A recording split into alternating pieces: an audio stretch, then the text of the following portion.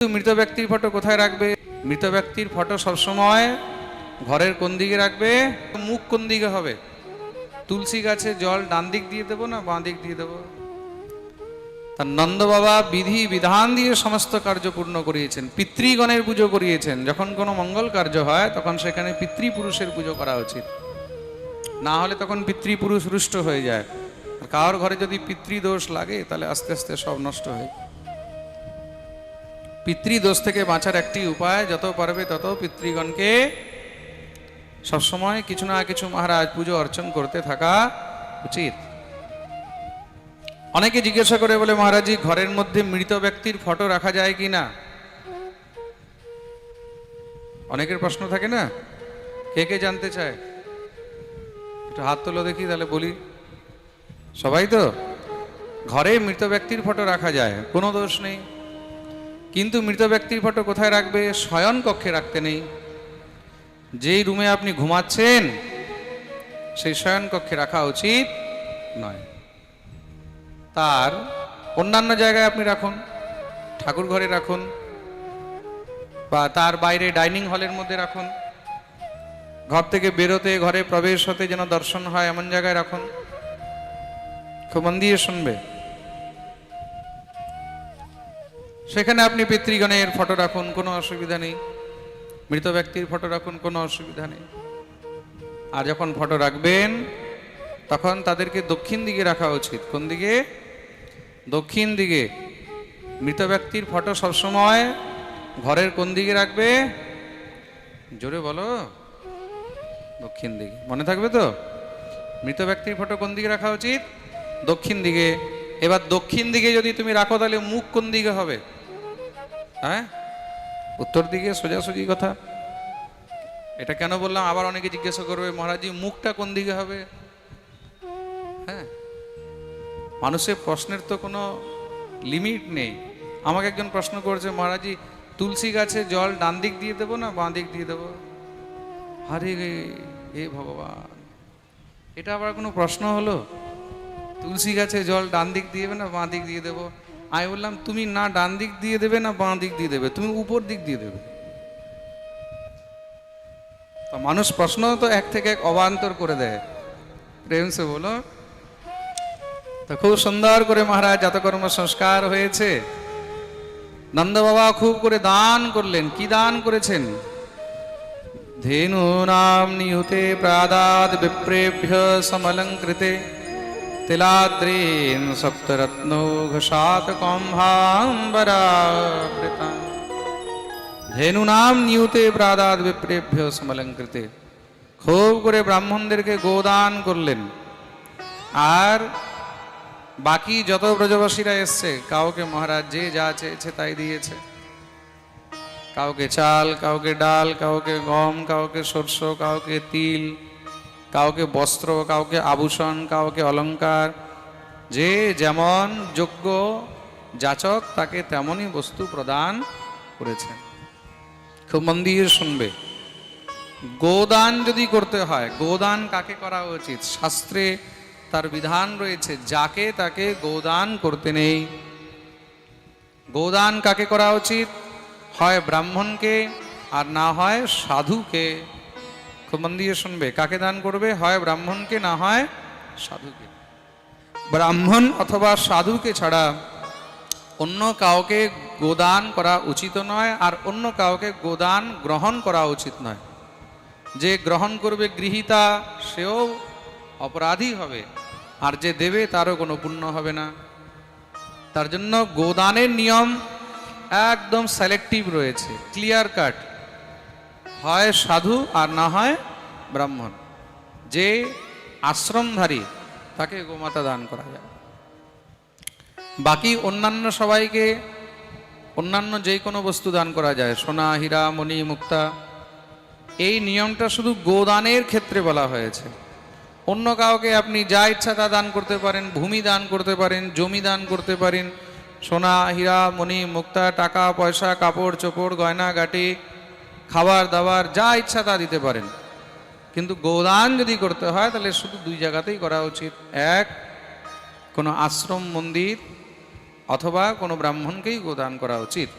তার জন্য নন্দ বাবা কি করলেন, ব্রাহ্মণদেরকে গোদান করেছেন। ধেনু নাম নিউতে প্রাদাদ বিপ্রেভ্য, হাজার হাজার ব্রজবাসীদেরকে দান করেছেন, কিন্তু গোদান কাদেরকে করেছেন? জোরে বলো।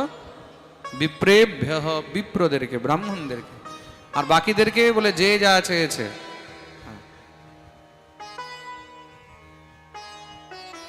অন্যান্য মহারাজ অলংকার, গয়না, কাপড় চোপড় খুব করে দিয়েছেন, বলে নন্দ কছু ইতন যদিও ঘনশ্যাম কুবেরহু कीमती বরি देखत ब्रज ही लुटाय दियो न बची बचिया छचिया न पिछोरी। এত দান করেছেন যে কুবেরের পর্যন্ত মাথা গুলিয়ে গেছে। কুবের, কুবের কে? কুবের হলো দেবতাদের ফাইন্যান্স মিনিস্টার। কুবের হলো দেবতাদের ফাইন্যান্স মিনিস্টার, ভগবতী লক্ষ্মীর ম্যানেজার। সমস্ত সব ভান্ডার তার কাছে থাকে, সমস্ত টাকা পয়সা সব তার কাছে, তার পর্যন্ত মাথা গুলিয়ে গেছে। নন্দ বাবা এত দান কি করে করছে, কোথা থেকে আসছে? ত্রেতা যুগে মা ভগবতী মহামায়া জগজ্জননী দুর্গা তিনি নিজে বলেছিলেন যে আমি দাপর যুগে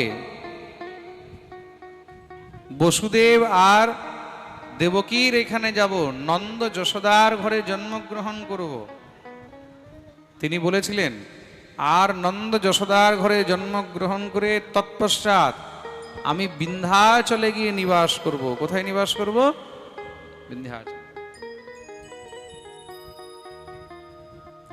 যশোদা গর্ভ সম্ভবা, ভগবতী স্পষ্ট বলেছেন। আর তারপরে বিন্ধ্যাচলে নিবাসিনী, আমি বিন্ধ্যাচলে গিয়ে থাকবো। আর আজও মা ভগবতী বিন্ধ্যাচলে রয়েছে। খুব মন দিয়ে শুনবে কিন্তু, আজও ভগবতী বিন্ধ্যাচলে বিদ্যমান রয়েছেন। বিন্ধ্যাচলকে ভগবতীর ত্রিকোণ বলা হয়। কি বলা হয়? ত্রিকোণ বলা হয়। কেউ যদি ভগবতী জগদম্বা পরাম্বার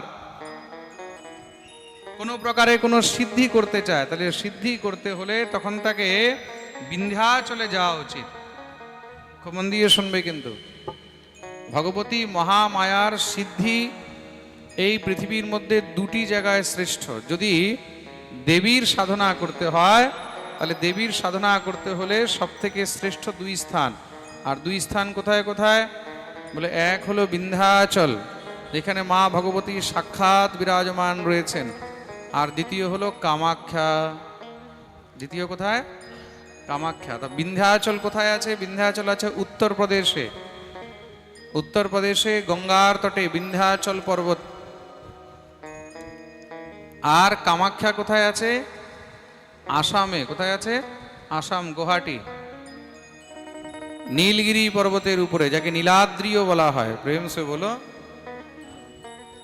তা ভগবতী মহামায়া সেখানে বিদ্যমান হয়ে রয়েছেন। আর ভগবানের কৃপায় আমি এই দুই জায়গাতেই গেছি। আমি বিন্ধ্যাচলেও গিয়ে দর্শন করে এসেছি মা ভগবতী বিন্ধ্যবাসিনী। আর কিছুদিন আগে আমি কামাখ্যা গেছিলাম, মা ভগবতী কামাখ্যার দর্শন করেছি। দুটি কিন্তু অদ্ভুত স্থান। তন্ত্র সাধনার জন্য এগুলো হলো শ্রেষ্ঠ জায়গা। খুব মন দিয়ে শুনবে কিন্তু।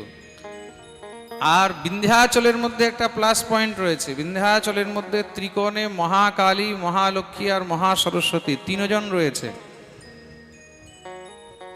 তার জন্য সেখানে তন্ত্র সাধনাও হয়। কামাখ্যায় শুধু তন্ত্র সাধনা হয়, বিন্ধ্যাচলে তন্ত্র সাধনাও হয়, মন্ত্র সাধনাও হয়, দুটি হয়। খুব মন দিয়ে শুনবে কিন্তু। কেউ যদি ভগবতীর বৈষ্ণবীয় আরাধনা করতে চায়, তার জন্য হলো বিন্ধ্যাচল। কামাখ্যার মধ্যে তন্ত্রোক্ত সাধনা হয়, আর বিন্ধ্যাচলের মধ্যে তন্ত্রোক্ত সাধনার সঙ্গে সঙ্গে সেখানে বৈষ্ণবীয় সাধনাও হয়। ভগবতীর তো আলাদা রূপ রয়েছে। ভগবতী বৈষ্ণবী তো, তম বৈষ্ণবী শক্তির অনন্ত বীর্যাহা। ভগবতী হলেন পরম বৈষ্ণবী, পরম নারায়ণী বলা হয়েছে না? হ্যাঁ, ইয়া দেবী সর্বভূতেষু বিষ্ণু রূপেণ সংস্থিতা।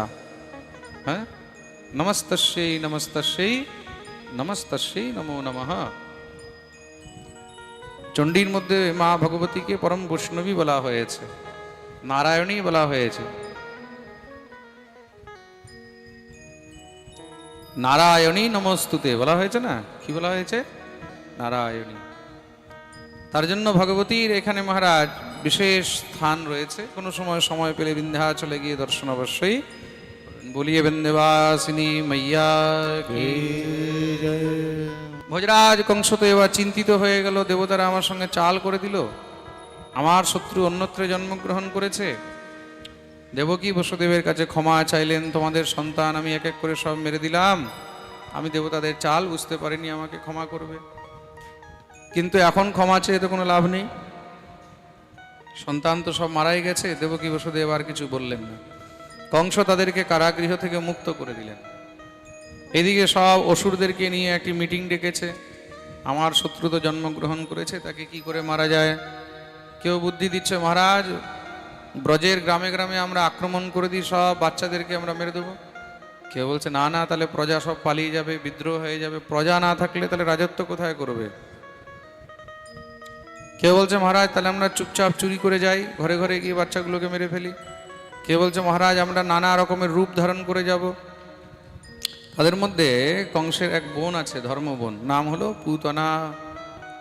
এই পুতনা মহাপাপিনী, সে কারোর পুত্র সন্তান দেখতে পারে না, তার নিজেরও কোনো পুত্র সন্তান নেই, আর পরেরও পুত্র সন্তান দেখতে পারে না। যার পরের পুত্র সন্তান দেখে হিংসা হয় তাদেরকে পুতনা বলা হয়েছে। কি বলা হয়েছে? পুতনা। পুতনা হলো তার স্বভাব, তার জাতি। খুব মন দিয়ে শুনবে, আসলে তার নাম কি? নাম হলো বকি। নাম কি? জোরে বলো, বকি। अहो बकीयं स्तनकालकूटं जिघांसयापाय यदप्यसात्। কিন্তু তার জাতি, তার স্বভাব হলো পুতনা। খুব মন দিয়ে শুনবেন, কিন্তু যার পরের পুত্র, পরের সন্তান দেখে হিংসা হয় তাদেরকেই পুতনা বলা হয়। তো মহারাজ পুতনা বলছে আপনি চিন্তা কেন করছেন, আমার তো কাজই হলো পরের সন্তানদেরকে মারা, আমি ব্রজের গ্রামে গ্রামে গিয়ে সেই সন্তানদেরকে মারব। কংস বললেন তোকে দেখে তো গ্রামবাসীরা সব এমনি পালিয়ে যাবে, তাহলে তুই মারবি কি করে? বলে চিন্তা করেন না, আমি মায়াবী বিদ্যা জানি, দেখতে দেখতে পরম সুন্দরী রূপ ধারণ করেছে। এইবার বলুন। বলে হ্যাঁ, এখন মনে হচ্ছে তুই কিছু করতে পারবি, কিন্তু মারবি কি করে? বলে আমি নিজের স্তনের মধ্যে কালকুট বিষ মাখিয়ে নিয়ে যাব, আর নবজাত শিশুদেরকে পান করিয়ে মেরে ফেলবো। কংস খুব প্রসন্ন হয়েছে, পুতনা আগে পাঠালো। কংসেন প্রহিতা ঘোরা পুতনা বালঘাতিনী শিশুশ্চার নিঘ্নন্তি পুরগ্রাম ব্রজাদিষু। ব্রজের গ্রামে গ্রামে ঘুরে ঘুরে মহারাজ শিশুদেরকে মারা আরম্ভ করে দিয়েছে। এদিকে কি হয়েছে, ভগবানের জন্মের আজ ষষ্ঠম দিন, ষষ্ঠী পুজো হবে। চারদিকে খুব ধুমধাম চলছে। নন্দ বাবা গেছে মথুরায় কংসকে বার্ষিক কর দিতে। কর মানে ট্যাক্স, রাজাকে তো কর দিতে হবে। আরো ছেলে হয়েছে, ছেলের জন্মের বিশাল আনন্দ করেছে, তো রাজার তো দৃষ্টি পড়বেই যে এত টাকা পয়সা কোথা থেকে খরচ হলো। তার জন্য নিজে থেকেই রাজাকে কর দিতে চলে গেছে। আর কর বলতে এত কর নিয়ে গেছে, আর গোয়ালা তো, গোয়ালাদের কর কি, দই দুধ ঘি মাখন সব গরুর গাড়ি ভরে ভরে নিয়ে গেছে। ভোজরাজ কংস এত কর দেখে খুব প্রসন্ন হলো। বাহ নন্দরায়, আজ এত কর এনেছো, কি ব্যাপার? বলে মহারাজ আপনার কৃপায় আমার ঘরে খুব সুন্দর এক পুত্র রত্নের জন্ম হয়েছে। ওহো বাহ, আমি আশীর্বাদ করি তোমার পুত্র চিরঞ্জীবী হোক, দীর্ঘায়ু হোক। শ্রী সুখদেব প্রভু বলছেন পরীক্ষিত দেখো, মামার আশীর্বাদ ভাগনা পেয়ে গেল। আর মামার আশীর্বাদ ভাগনার খুব কাজে লাগে, কিন্তু প্রেম সে বলো। আরে বলো না, বলো না, আরো জোরে, আরো জোরে, সবাই দুন হাত তুলে জয় জয় শ্রী রাধে। নন্দ বাবা এখনো ফিরে আসেনি। আর এদিকে পুতনা যখনই খবর পেয়েছে নন্দের ঘরে খুব আনন্দ হচ্ছে, ভাবলো তাহলে সেখানে কাঁদাতেও খুব মজা হবে। চলে গেল নন্দমহলে। নন্দগৃহে যখন প্রবেশ করেছে পুতনাকে দেখে সব একদম চমকে গেছে। এত সুন্দরী গোপী তারা আজ থেকে আগে কোনোদিন ব্রজে দেখেনি। এদিকে মা নন্দরানী নন্দলালকে পুত্রকে পালনার মধ্যে নিয়ে ঝুলা ঝুলাচ্ছিল। পুতনা যখনই নন্দরানীর কাছে গেছে, নন্দরানী দেখে চমকে গেছে। কে তুই বোন? বলে আমাকে চিনিস না? আমি তোর সম্পর্কে বোনই তো হই। শুনেছি তোর ছেলে হয়েছে, সঙ্গে সঙ্গে দৌড়ে এসেছি, তোর বাপের বাড়ির থেকে এসেছি, ওই গ্রামেই আমার ঘর। ও হো, বাপের বাড়ি থেকে এসেছে, শুনে তো আরো মহারাজ আনন্দ বেড়ে গেছে।